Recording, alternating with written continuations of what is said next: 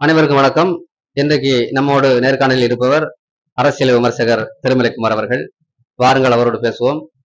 ராமநாதபுரம் தொகுதி குறித்த நிலவரங்களைத்தான் நம்ம இப்ப பேச இருக்கின்றோம். ஐயா வணக்கம். ஐயா வணக்கம். நலமா இருக்கீங்களா? நல்லா இருக்குங்க. ரொம்ப நாளாச்சு தொடர்பு கொண்டு. சரி, இப்ப ராமநாதபுரம் தொகுதி குறித்து பேச இருக்கின்றோம். ராமநாதபுரம் தொகுதி தேர்தலுக்கு முன்பாகவே நாம் கணித்திருந்தோம். இப்போ தேர்தலுக்கு பின்பான கணிப்பு, இந்த கணிப்புல எந்த அளவுக்கு மாற்றம் ஏற்பட்டிருக்குது, சாதி ரீதியாக வாக்குகள் எப்படி இருந்திருக்குது, ரெண்டாவது அங்க ஒரு ஸ்டார் கேண்டிடேட் இருக்கக்கூடியதுனால அது முக்கியத்துவம் வாய்ந்த தொகுதியா இருக்குது. அது குறித்த விவரங்களை பதிவு செய்யுங்க. அனைத்து சமர்த்தி நேயர்களுக்கு வணக்கம். இன்று நாம் காண இருப்பது ராமநாதபுரம் மக்களவையினுடைய தேர்தல் ஓட்டுப்பதிவிற்கு பிந்தைய கருத்து கணிப்பு. பொதுவாக ராமநாதபுரம் என்றால் ராமன் ஆண்ட பூமி, ராமன் சென்ற பூமியாக கருதப்படுகின்றது.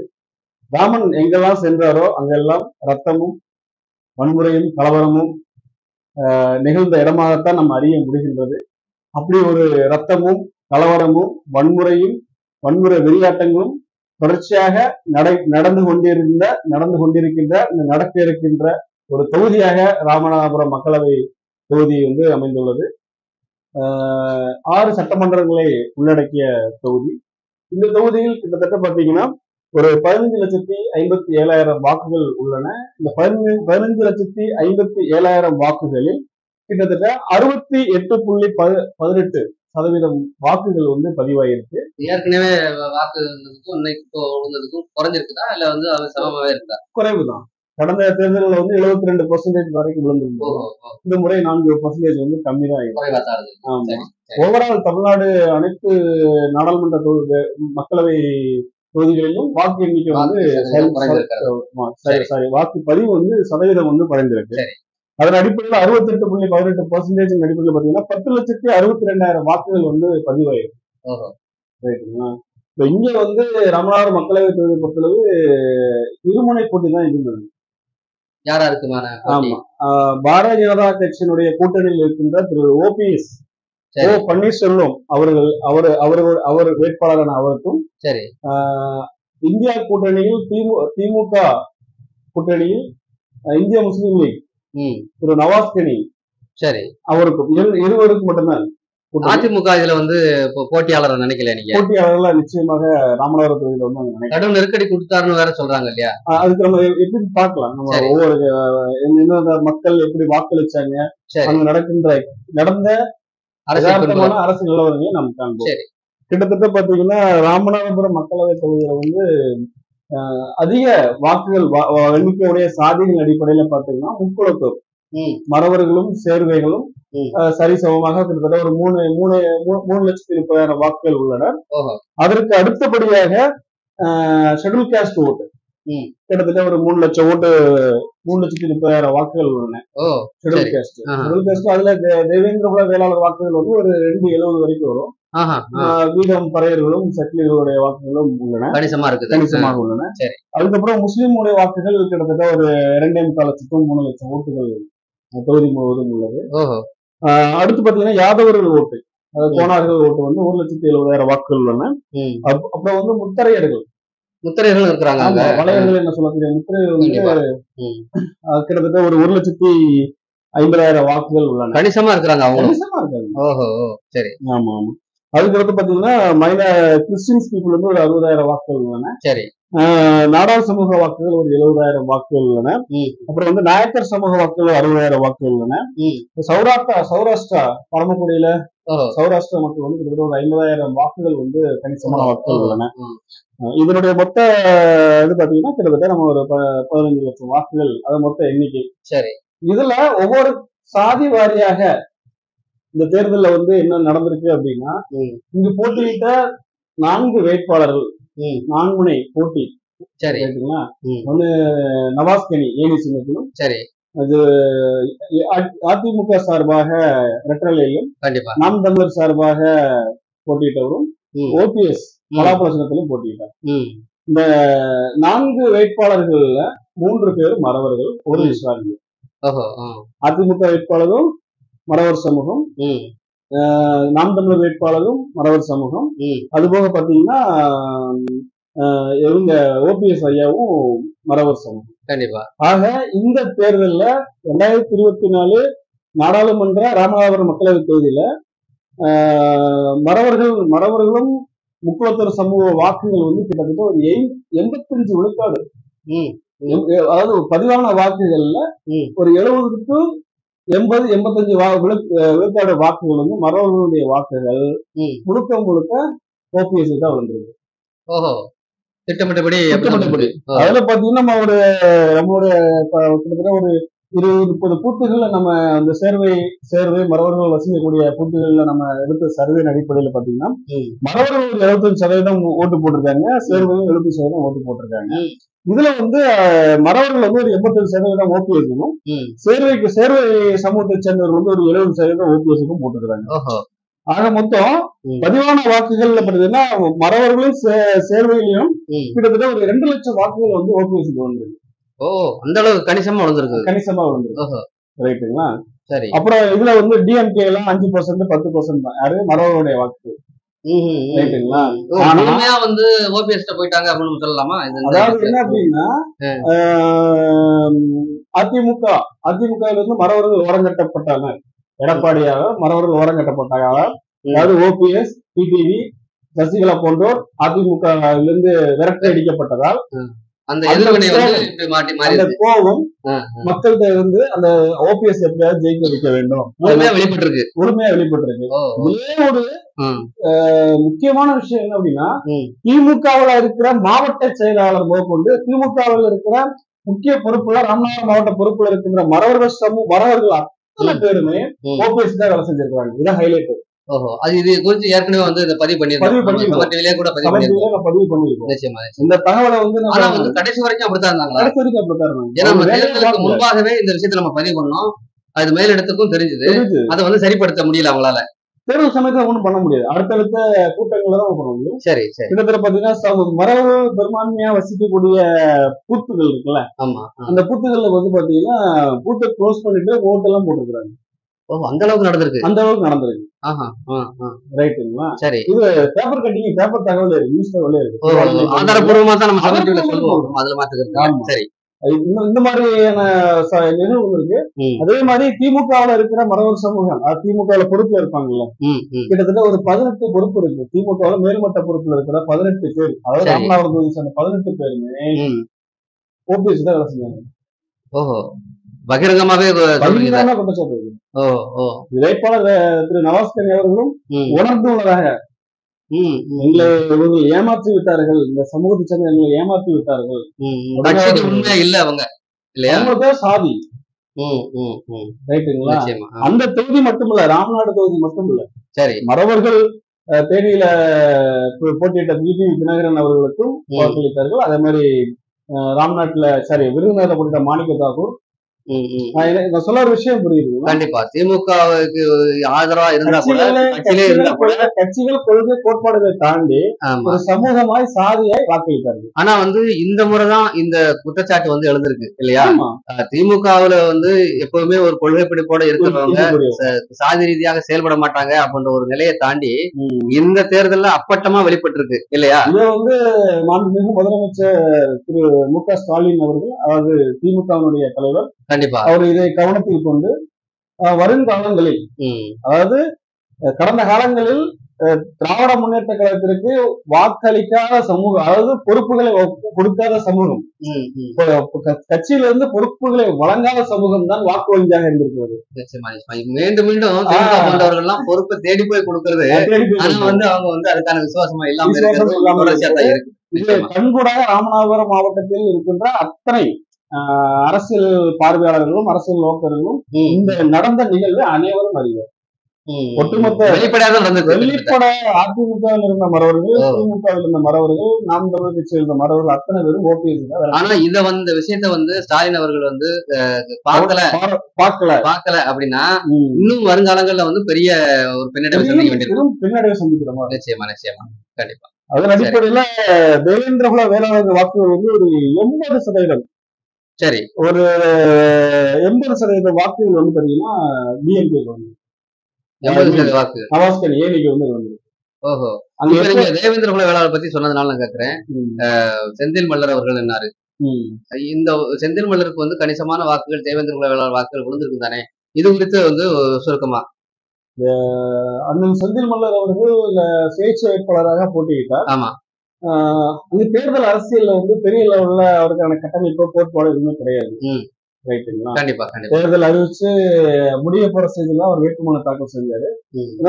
நம்மளும் கிட்டத்தட்ட 2-3 தேர்தல் வேலை பார்த்துருக்கோம். மக்களுடைய மனநிலை என்ன அப்படின்னு தெரியும். அந்த தாக்கம் வந்து பெரிய அளவுல இருக்காது. ஆனா இது ராமநாதபுரம் மாவட்டத்தை பொறுத்தளவு அது ஒரு சாதிய கண்ணோட்டத்தில் சாதிய கூட்டத்தில் போனால் அங்க தேவேந்திர குல வேளாளர்கள், அதாவது பல்லர்களுக்கும் மறவர்களுக்குமான ஒரு எதிர்ப்பு அரசியல் நிச்சயமா இருக்கிறதுனால இந்த முறை ஓபிஎஸ் வெற்றி பெறக்கூடாது என்று பல்லர்கள் தேவேந்திர குல வேளாளர்கள் வந்து ஏனிக்கு வந்து வாக்களிச்சு, அதாவது வெற்றி பெறும் வேட்பாளர்களுக்கு நம்ம வாக்கு செலுத்துவோம் அப்படின்ற விதத்துலதான் கிடையாது. நமக்கு எதிரி யாரு? பரமக்குடியில துப்பாக்கி சூட்டு யாரு? பரமக்குடியில துப்பாக்கி சூட்டு நடந்தது யாரு? அதிமுக. அப்ப யாரு இருந்தா? ஓபிஎஸ் இருந்தாங்க. டிடிவி தினகரனுக்கு ஆதரவு. நிச்சயமா. அப்ப அவங்களுக்கு தான் நம்ம வாக்களிக்கிற மனநிலை வந்து இருந்தது. இத வந்து கிட்டத்தட்ட செந்தில் மலரும் வந்து தொடர்ச்சியா பிரச்சாரத்துல வந்து பயன்படுத்தி இருந்தாரு. ஆமா. இப்ப அதனுடைய விளைவுகள் வந்து அதுல இருந்திருக்குன்றீங்களா? நிச்சயமாக. மக்கள் வந்து ஓபிஎஸ் நம்ம ஏன் வாக்களிக்கணும்? நம்ம சாதிய நமக்கு என்ன செஞ்சிருக்காரு? எதுவுமே செய்யல. இதை தாண்டி வந்து ஜான் பாண்டியன் அவர்களும் நேரடியா போய் ஓபிஎஸ்க்கு வந்து பிரச்சாரம் செஞ்சாரு. இதனுடைய விளைவுகள் எப்படி இருந்திருக்கும்? அவரு கூட்டணி தர்மம், அவர் பிரச்சாரம் பண்ண வேண்டிய கூட்டணி தர்மம், அவ்வளவு. சரி, உங்க கருத்தை பத்தி. அண்ணன் ஜான் பாண்டியன் அவர்கள் வந்து பிரச்சாரம் பண்ணதப்ப அந்த ஊர்ல யாரும் ஓட்டு போட போறது கிடையாது. இன்றைக்கு எல்லாரும் கல்வி அறிவு பெற்றிருக்கிறாங்க, பொருளாதாரத்துல ஓரளவு உயர்ந்திருக்கிறாங்க, சமூக இயங்கியல் அரசியல்ல கத்திருக்கிறாங்க. ஒவ்வொரு மக்களுடைய படிச்ச பாமர மக்கள் வரைக்கும், படிக்காத பாமர மக்கள் வரைக்கும் வந்து சமூக ஊடகங்கள் மூலமா கருத்துக்கள் பகிரப்படுறாங்க. அவங்க நாலேஜ் தெரிஞ்சுக்கிறாங்க.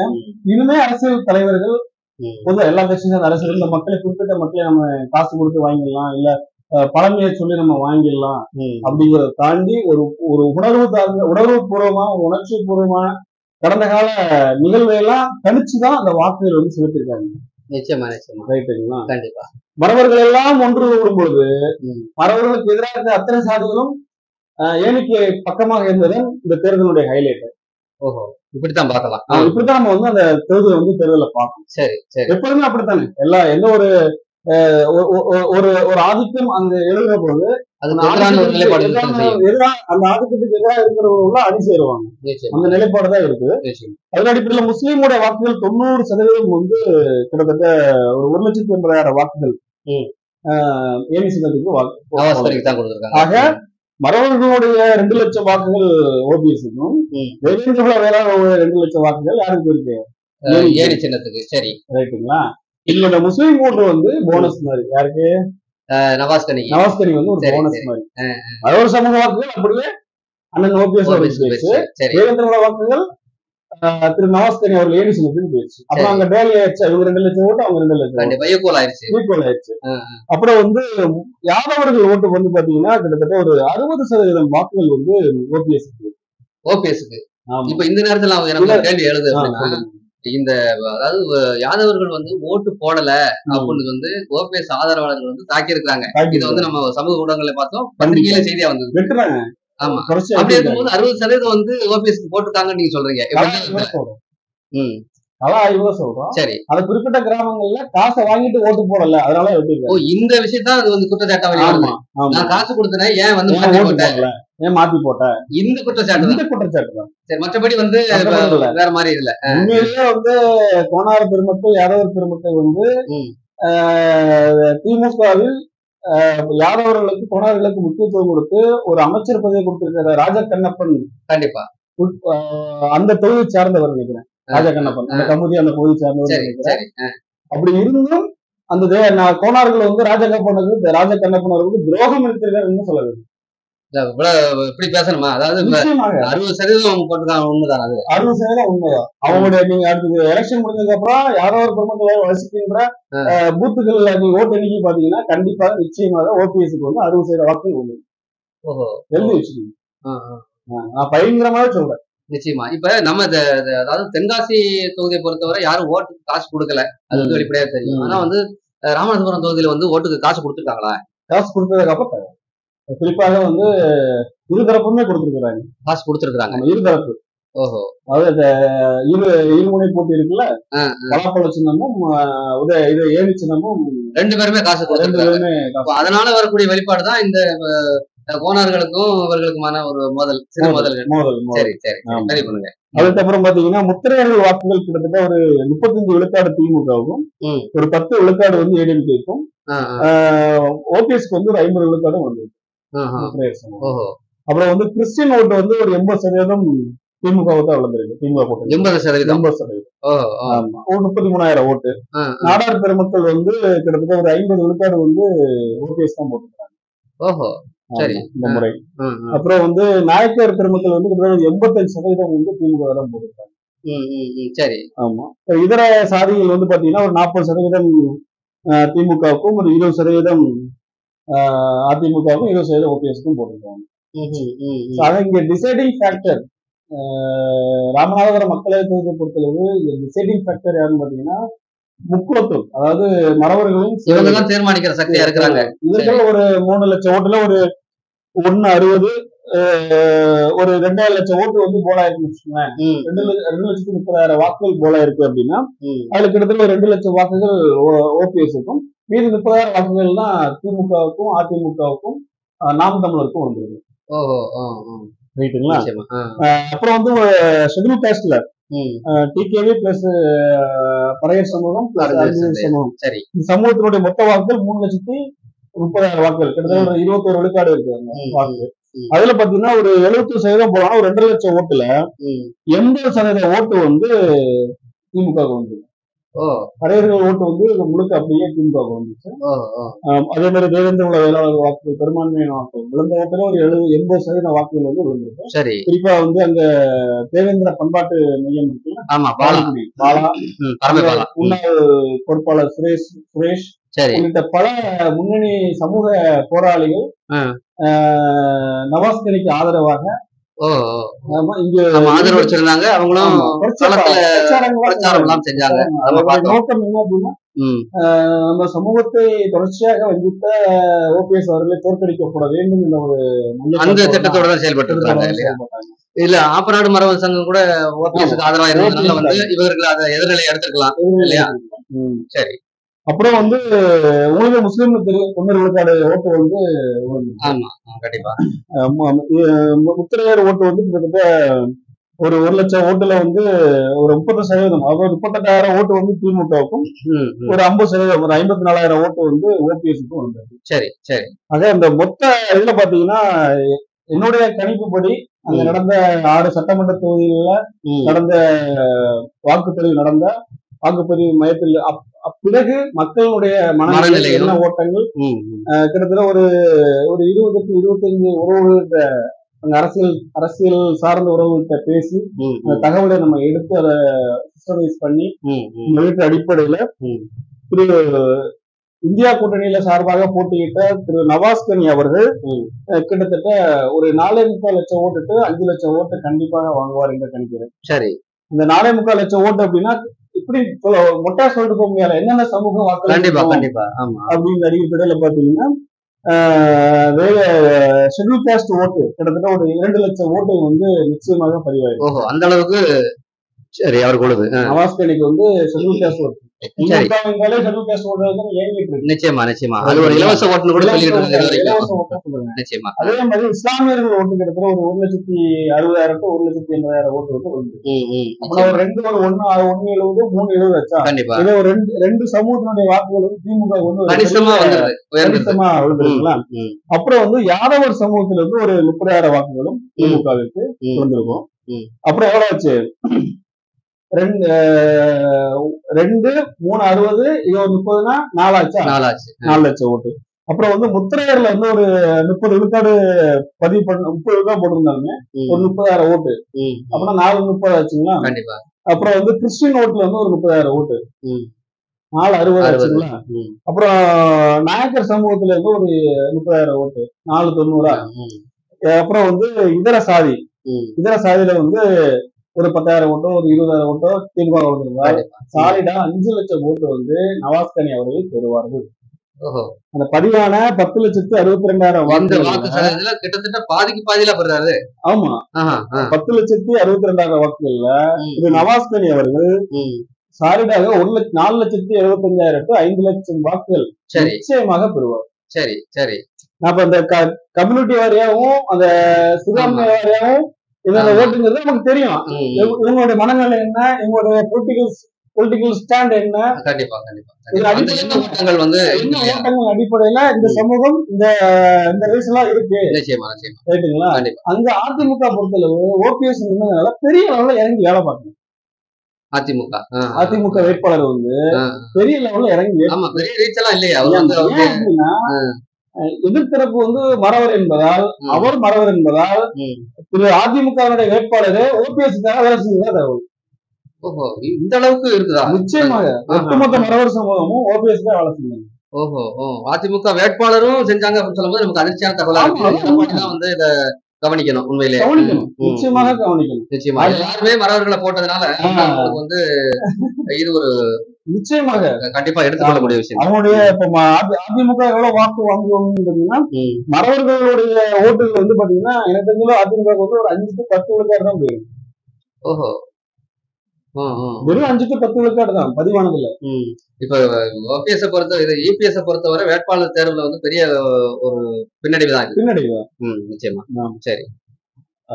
மாண்புமிகு எடப்பாடியார் அவர்கள் இதே ராமநாதபுரம் மக்களவையில் ஒரு தேவேந்திர குல வேளாளர் சமூகத்தையோ இல்ல ஒரு யாதவர் சமூகத்துக்கோ இல்ல ஒரு முத்திரையர் சமூகத்துக்கோ நாடாளுமன்ற தேர்தலில் போட்டியிட வாய்ப்பு கொடுத்திருந்தால் சமநிலை இருந்திருக்கும். இல்ல அங்க முத்திரையர்களும் கணிசமா இருக்கிறாங்க இல்லையா?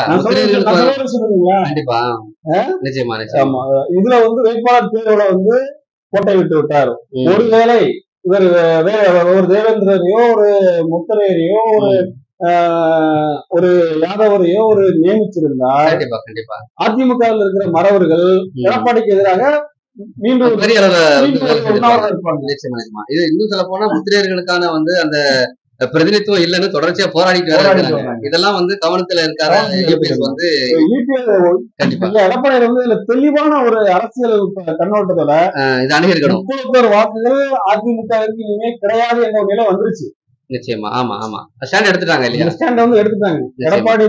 எடப்பாடியார் தலைமையிலான வாக்கு அணிக்கு வந்து அதிமுக நாங்க வாக்களிக்க மாட்டோம் இருந்தது. ஆமா எடுத்ததுனால இனிமேல் தென் மாவட்டங்களில் அதிமுக வளர்க்க தேவேந்திர குல வேளாளர் வாக்குகள், நாடார் பெருமக்கள் வாக்குகள், இடையர் பெருமக்கள் வாக்குகள், முத்திரையர் வாக்குகள் இது போன்ற பெரும்பான்மை சாதிய வாக்குகளை அணிந்து கட்ட எடப்பாடி அவர்கள் வீகம் கொடுக்க வேண்டும். கண்டிப்பா இதுதான் அவருக்கு வந்து அது முதல்வர் கனவு வந்து வரிசை இருக்கும். கண்டிப்பா அடுத்த முதல்வருக்கு இருப்பாருக்கு வந்து வரிசை இருக்கும். 70-80 விழுக்காடு மரபுகள் கொண்டு வந்து அதிமுக கிடையாது.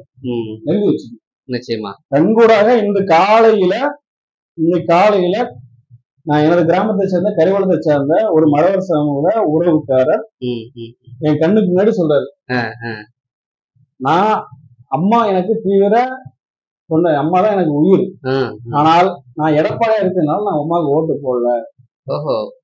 எப்படி இருந்தாலும் இந்த ரெட்டலைக்கு அவங்க கையெல்லாம் போகும், ஆனாலும் வந்து நாம் தமிழ் பிச்சுட்டு போட்டேன். சரி புரியுதுங்களா? இன்னைக்கு நடந்தது கரிவளத்தில் நடந்தது. இதுதான் பெரும்பான்மையான அந்த எண்ணங்கள், அந்த என்ன ஓட்டங்கள். புரியுதுங்களா?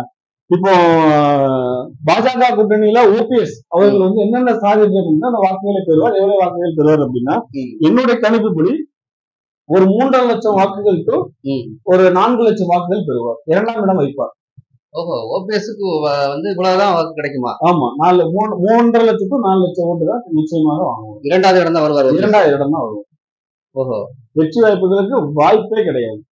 ஏன் அப்படின்னா மறவர்கள் வாக்குகள் வந்து பாத்தீங்கன்னா ஒரு 2,25,000 பதிவான வாக்குகள் 75% ஒரு 1.60 தான் போலாயிருக்கு.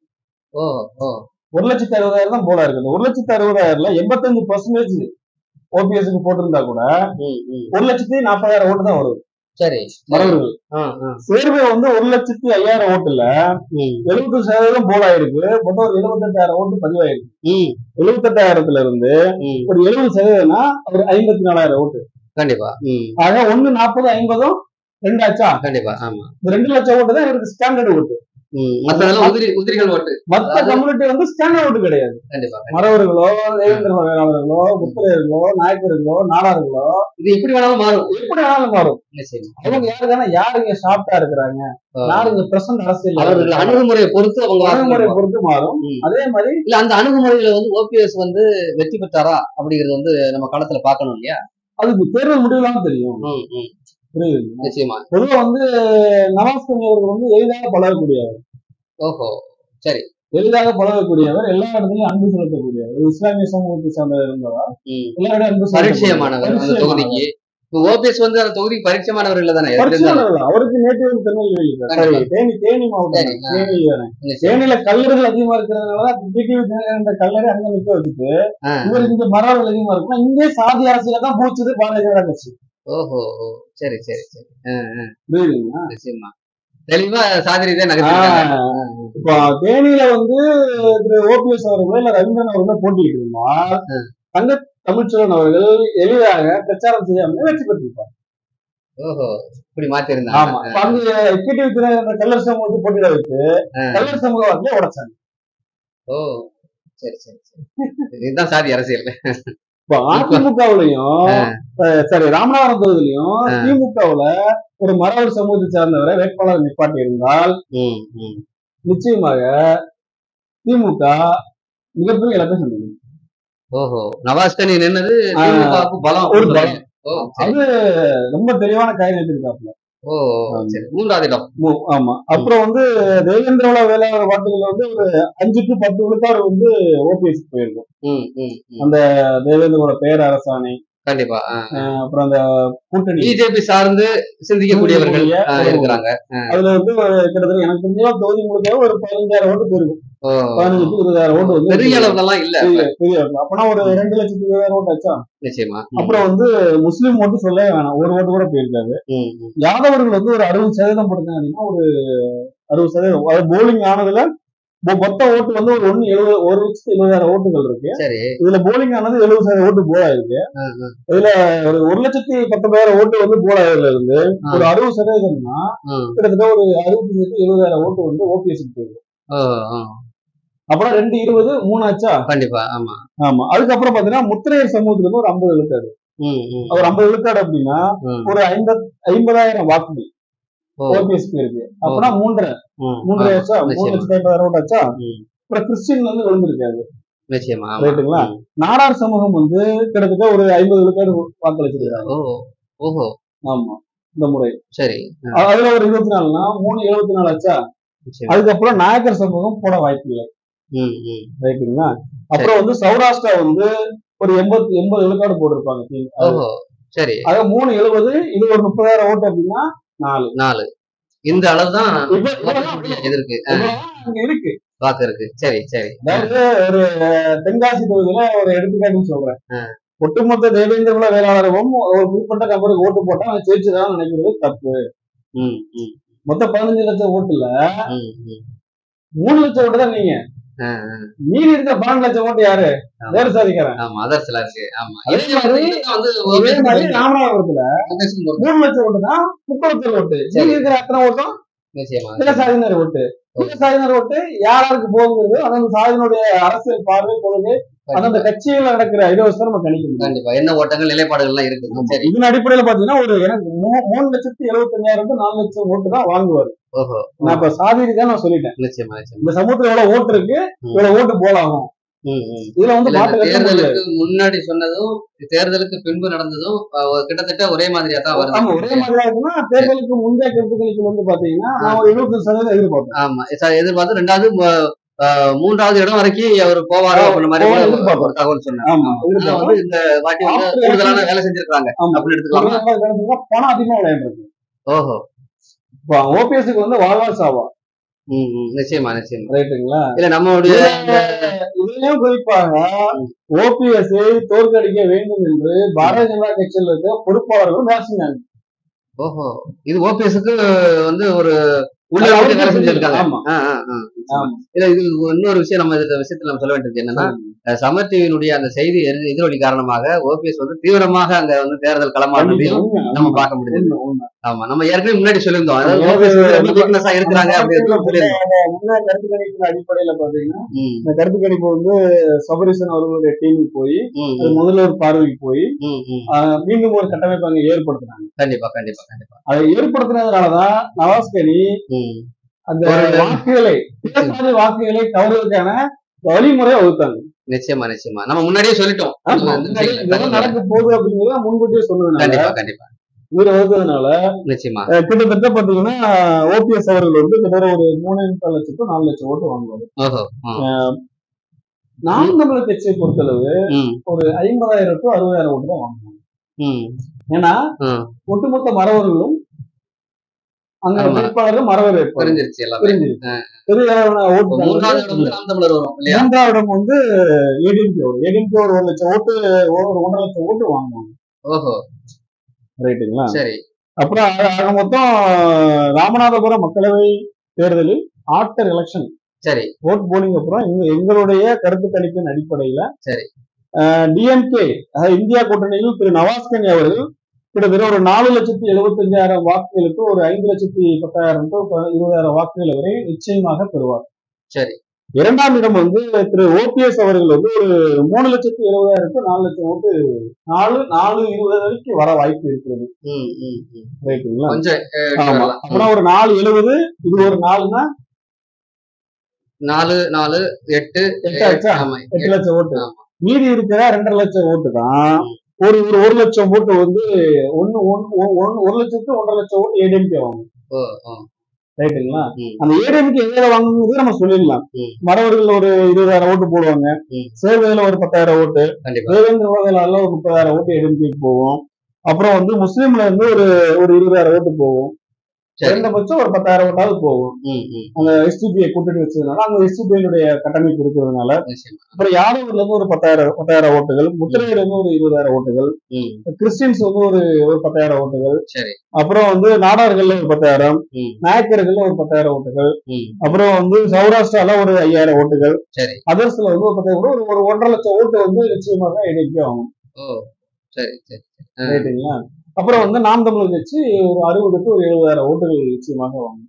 இதுல வெற்றி தொழிலுடைய விகிதாச்சாரம் வந்து கிட்டத்தட்ட ஒரு 1 லட்சம் வாக்குகள் நிச்சயமாக இருக்கு. 1 லட்சம் வாக்குகள் வித்தியாசத்துல வந்து நவாஸ்கனி வந்து வெற்றி வருவார் அப்படிங்கறதுதான் இந்த தேர்தலுக்கு பிந்தைய கருத்து கணிப்புடைய முடிவுகள். நிச்சயமாக. இப்ப அடுத்து கூடுதலாக ஒரு செய்தி என்னன்னா, செந்தில் மல்லர் அவர்கள் வந்து தனியா வந்து நின்றுட்டாரு. அவர் வந்து எவ்வளவு வாக்கு வாங்குவார் அப்படிங்கறதையும் ஒரு தகவலா சொல்லியிருக்காரு. திரு செந்தில் மல்லர் அவர்கள் சுயேட்சையாக போட்டியிட்டார். கண்டிப்பா என்னுடைய கணிப்புப்படி கிட்டத்தட்ட ஒரு 5,000 to 8,000 ஓட்டு வாங்குவார். தகவலுக்கு நன்றிங்க. நன்றி.